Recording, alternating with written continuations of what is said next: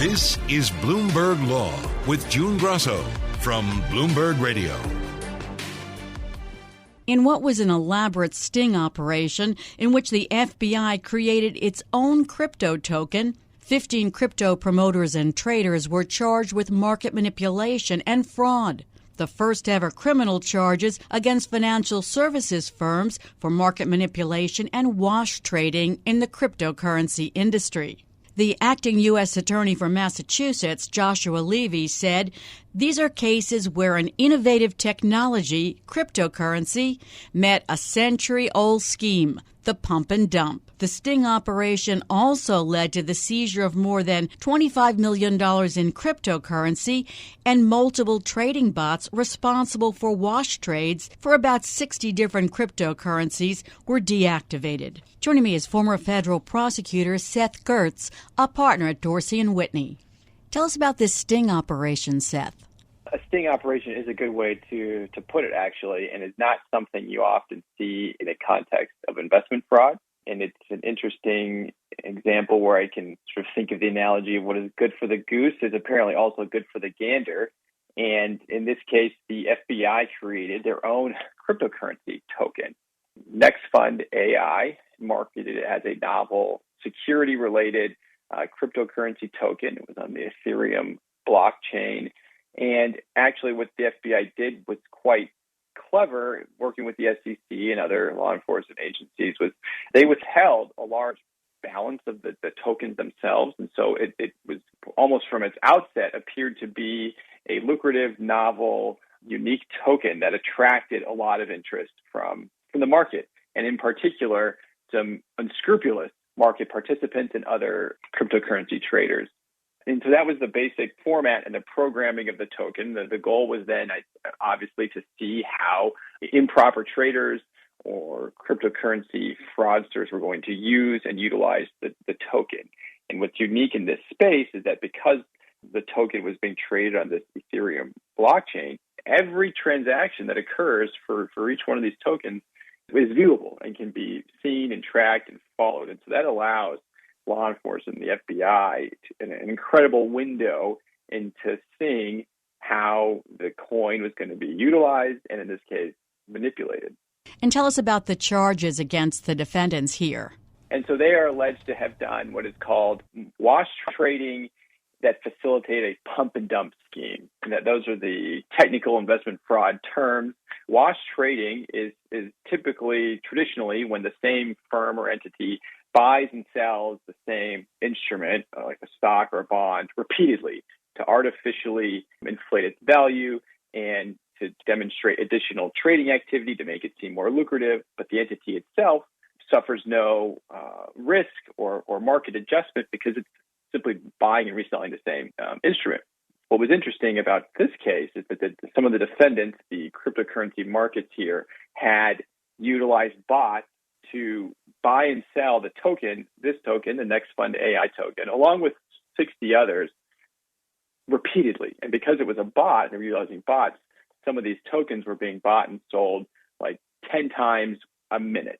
And that activity, that trading activity, artificially inflated the value of the coins. And one of the coins at issue went up to multi-billion dollars worth of value. And then when they reached the apex of value, defendants then sold off the tokens, causing their value to then plummet. And so that's sort of the wash trading was the quick buying and selling. It reaches its apex, and then it's sort of part of the pump and dump, and then is sold off kind of in a fire sale. And because all of this is occurring on a public ledger, this blockchain, the FBI was able to witness all of it.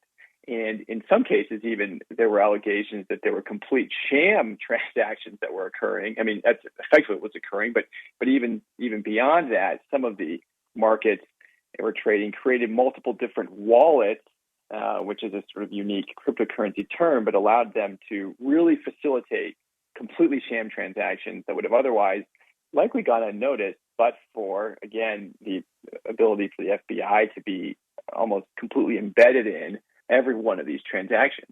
Were they targeting specific firms when they came up with this plan? That's really interesting. I think it remains to be seen. We'll have to see how the case unfolds and what discovery shows us. Several defendants have already pleaded guilty, which makes you think that perhaps they were.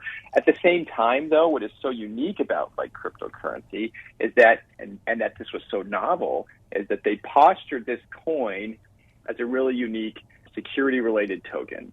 And that, from the outset, was going to attract possible criminals, criminals or other fraudsters who are attempting to use the token with other security measures to protect their trading activity, to protect their own finances. And so they think they certainly postured it in a way that would have been to hopefully attract possible bad actors. Whether they intentionally had specific ones in mind, I would think that would be a little bit difficult to do just based upon the nature and the fluidity of cryptocurrency, but they were certainly posturing it from the outset in an attempt to sort of cast a broad net and hope to bring in some bad actors, certainly. I mean, they're selling this token. Didn't a lot of people buy it, like average people or, people who didn't have a criminal intent? Absolutely. That's what's so fascinating about it. And if you look at the press release that came out, there's a link for anyone who bought this, just part of the general public. It's still trading. I think I saw its market value was somewhere like $200 a coin or something, at least as of a sort of last week. So it's still trading. It's still out there. That is what's so unique in this case. One of the things unique about this, the ability to create a cryptocurrency token in this decentralized world of finance, where you can do this. It can still have its own independent value. It's being utilized for law enforcement purposes. But if I were to just go buy it, there's still a potential that I could derive some, independent value as a result of how it's set up. It is almost impossible to think of an analogous situation in the financial world similar to this. Like the amount of work that would be required for the FBI to create a company, to go public, to sell something on the stock exchange, it's just completely inconceivable, really. Whereas in this unique financial context that we have with cryptocurrency, this can be done, and it's both a value add for law enforcement, and even those of us who unwittingly bought it because we thought it was interesting, perhaps, are not really being harmed necessarily. And so it is super interesting. And this also involves Saitama. Tell me about the connection there. Well, Saitama was one of these coins that was also being utilized here and part of the pump and dump scheme. The reason it is being talked about so much is because this activity caused that token alone to rise to be worth multi-billion dollars. So to the extent there was sort of large dollar amounts of fraud, it relates to the Saitama token. Are the feds targeting cryptocurrency because they're seeing more crimes in the area, or they're seeing a potential for more crimes in the area? Well, certainly. I mean, you are seeing increased, heightened regulatory activity within cryptocurrency writ large. I mean, you see the Securities and Exchange Commission essentially going to war with various cryptocurrency exchanges attempting to regulate all of cryptocurrency as a security. And you are seeing now the FBI more aggressively target cryptocurrency investment schemes and activities. And it is certainly drawing increased regulatory scrutiny. The more ways in which cryptocurrency gains mainstream attention and is utilized by regular investors, the more you're going to see regulators step in to ensure the playing field is level and bad actors aren't exploiting it. It is one thing to use, and cryptocurrency has been used as sort of a powerful money laundering device, but when you are getting into straight-up investment schemes and investment fraud, this is what you would hope to see from government regulators stepping in to police this activity, and I think this is certainly a sign of things to come. So other bad actors, people with improper investment schemes, certainly, I think, are going to be on high alert and should be given the increased regulatory and law enforcement scrutiny in this space. So does the DOJ have a specific team deals with cryptocurrency? They do, and they have several, actually. So within DOJ's main justice component, there's what's called the National Cryptocurrency Enforcement Team, and they do a lot of cryptocurrency and cyber-related fraud. That team, NSET, as they're known, does not appear to have been involved in this investigation, though it's possible they were behind the scenes. It looks like there was a lot of different components that were helping. Within various U.S. attorneys' offices and Department of Justice components, there are specific sections that work with financial crimes, cyber crimes, and cryptocurrency-related activity. And as cryptocurrency becomes more mainstream, becomes more part of the financial system, you are seeing greater capabilities within federal law enforcement to both trace cryptocurrency, to follow investment schemes, and in this case, a very sophisticated and novel effort to really create, exactly as you described it, an undercover sting operation related to cryptocurrency. I mean, you would see stuff like this in like a drug dealer context, where you watch that you have an undercover agent deliver the drug. You see it sometimes in like money laundering investigations, where you have the government or federal agents attempt to launder clean funds through a money laundering organization to see where the money goes. But even still, you don't quite have the control and the visibility that you would have with cryptocurrency. This is a real demonstration of sophisticated efforts by the DOJ to track and to follow cryptocurrency investment fraud. Coming up, could the defense raise entrapment? This is Bloomberg. We've been talking about an elaborate sting operation in which the FBI created its own crypto tokens. And as a result, prosecutors were able to bring the first ever criminal charges against financial services firms for market manipulation and wash trading in the cryptocurrency industry. I've been talking to former federal prosecutor Seth Goertz of Dorsey Whitney. Do you think that the defense will raise entrapment claims? You know, entrapment is always a potential when you have undercover operations, when you have issues like this. But what you can always do what the government will surely do is that the defendants were doing this with or without them anyway. And you show that by their repeated pattern of conduct. And so when you have 60 other tokens that were being manipulated in the same manner, that were being wash traded and then pumped and dumped in the same way as Next Fund, that's a very difficult argument to make in good faith, the entrapment issue. I think one of them certainly will likely make it. What becomes difficult in the cyber and cryptocurrency context is putting an individual person behind the keyboard, behind the computer screen, attributing specific conduct to an individual when it's occurring digitally. And so it will be interesting to see what contemporaneous emails, what contemporaneous text messages that the DOJ was able to get to attach specific individuals to this conduct. Because they used bots? Because they use bots, because when it's an entity, when it's essentially an online decentralized entity that is causing the activity to occur, it's hard to know which specific human being was actually causing that to occur. So you're exactly right. It's certainly these entities, these market platforms were guilty of the bad conduct, but which actual individuals had the specific criminal intent that were causing these activities to occur, that's where it becomes tricky in a cyber fraud, cryptocurrency-related criminal investigation. You know the activities occurred, demonstrating that is no problem. In this case, you see it, you can watch it, but actually attributing that to a specific human being and then demonstrating criminal intent to commit a fraud, that's where it becomes a little trickier. And so you will need, you would think, specific communications, other types of evidence to attach a person to the actual conduct.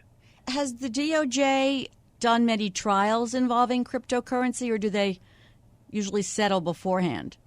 No, the DOJ, this is an area in which they are definitely increasing their competence, their capabilities. They are in trial routinely on these issues. I think this is the first instance in which you have a full-fledged undercover operation to the creation of their own token. So it will be interesting to see how the DOJ has to put on that evidence, has to explain how they did it, how they created it, and communicate it in a way in which they don't lose the jury, in which they can demonstrate the activity that occurred. I mean, there's a lot of different concepts going on here. You have cryptocurrency, just on the one hand, explain that to a jury, explain the creation of a token, explaining the issues with the type of investment fraud that was occurring here, explaining the crime that occurred, and then having to put specific individuals or attach specific individuals to that crime. So there is a lot of moving parts. Several defendants have already pled guilty. They're likely going to cooperate against those who don't. And so that's going to be very powerful evidence, having cooperating testimony, which will be, I would imagine, hugely helpful for the government here. But there is still a lot of moving parts and a lot that you would have to prove at a trial like this. And so while the DOJ certainly has experience in cyber crimes and cryptocurrency, this is novel, and it will be interesting to see how they put this evidence on at trial should one occur. In researching this, I saw some basically anonymous allegations that the FBI, in creating this token, had violated the copyright laws, perhaps by not getting a license on the code? Oh, that's interesting. Well, and that's where this does become interesting, because how the FBI created its token and, the propriety of it doing so, and whether it was a, legally authorized token for any number of reasons, is certainly an interesting question, and possibly goes to an entrapment defense potentially. It is something I would think defense would certainly try to raise, but whether that was or not, I think the difficulty the defendants have in this case is that it wasn't just the FBI token that was manipulated. It was the FBI token along with 60 others. Mm-hmm. And what the FBI token allowed FBI to do was to get complete visibility into how these defendants were manipulating the cryptocurrency market through their activities. And so even if sort of there were issues with this FBI token, they still have all the evidence and the visibility of how they were manipulating 59 others. That's some speculation on my part without sort of knowing too much of the weeds of how the token was created. But it is interesting, and the unique thing about cryptocurrency is once you can get a window into the activity that's occurring and you sort of get an ability to model it, to understand it, the nature of a public ledger, a blockchain, allows so much visibility into how activity is occurring that if you were doing it, on a wide scale basis, as it appears these defendants were, law enforcement is given a tremendous amount of information as a result of that.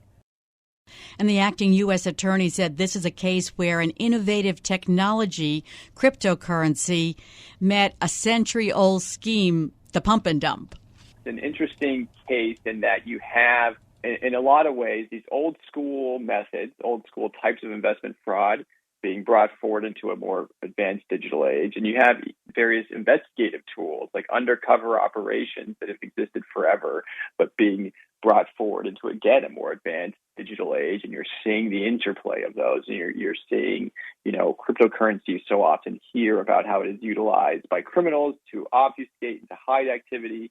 Well, the government has now entered the playing field and was using it in a way to hide and to allow a very sophisticated undercover operation to go forward. Perhaps this is the first of many. Thanks so much, Seth. That's Seth Goertz, a partner at Dorsey Whitney. Turning to a trial now in which the jury is being selected in Illinois. The defendant's reign over Illinois politics is reflected in his nickname, the Velvet Hammer, earned because of the way he led the Illinois House of Representatives and extracted fealty from its members as the longest-serving House leader of any state in U.S. history. But now at 82, Michael Madigan is facing corruption charges for allegedly running a criminal enterprise for nearly a decade, a multi-million-dollar racketeering and bribery scheme that included the state's largest utility, ComEd. And the case will test the government's ability to prosecute corruption after the Supreme Court case narrowing the scope of a federal bribery law last term. Joining me is former federal prosecutor Brian Klein, a partner at Waymaker. Tell us about the charges here. Yeah, he's charged with racketeering, bribery, and wire fraud. It's expected to be a 10-week trial.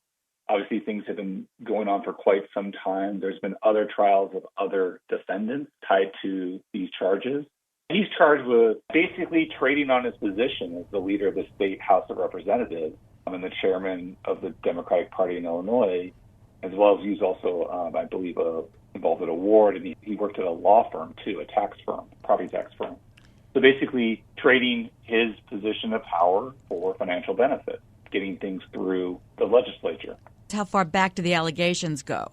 They stretch back years, and he was really a living legend in the state of Illinois because of the power he accumulated, the length of time that he was in power. And this is obviously a very important case following the Supreme Court's Snyder ruling that came out earlier this year, which essentially said that, just giving a politician a gratuity isn't enough to make it a federal crime. In the federal bribery laws, you actually have to have a quid pro quo, an exchange. So you give them some money or a watch or something, and in exchange, they're going to actually take an official act. The government here is alleging that there was this quid pro quo, that there was a deal in place before the alleged corruption? They are. His lawyers, after the Snyder ruling came down, sought to have certain of the charges dismissed and challenged them, and they lost that ruling.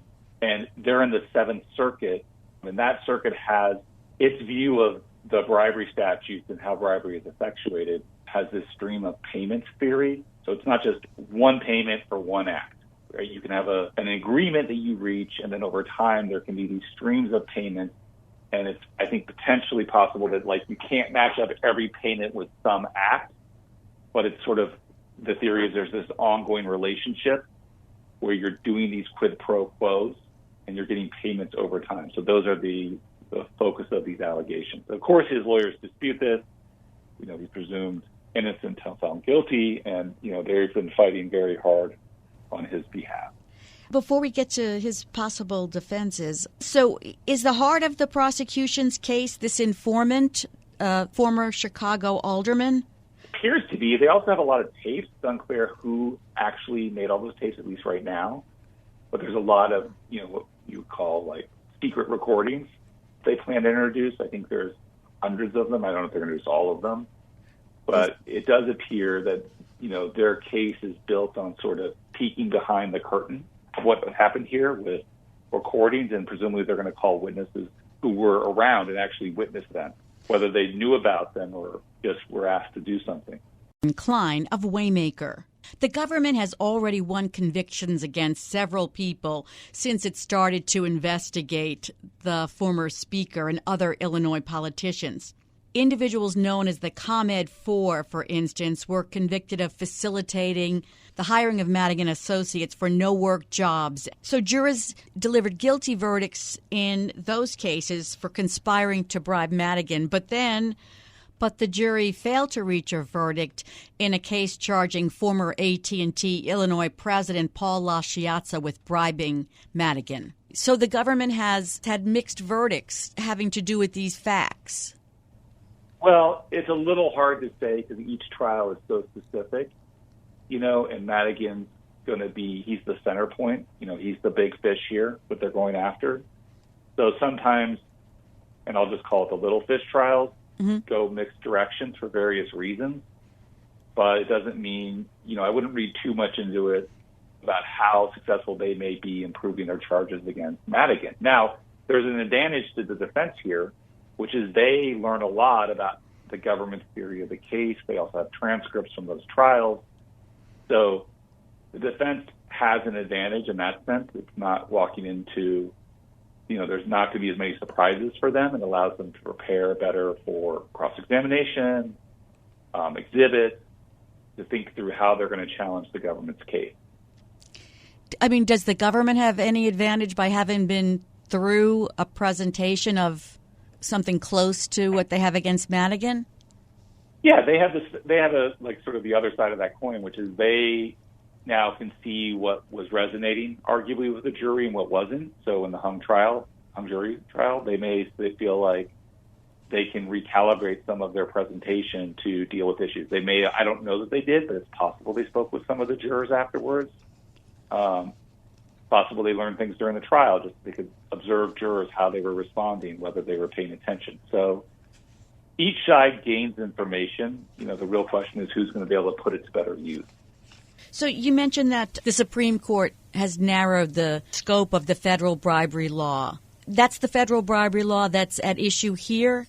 Snyder case, it's far-reaching implications, not just for this case with Madigan, but when the federal prosecutors are applying federal bribery statutes, the courts are going to be looking at whether there was a quid pro quo. And how that's viewed is open to interpretation by lower courts. But, not all of his charges relate to that either. So he has other charges, wire fraud, right?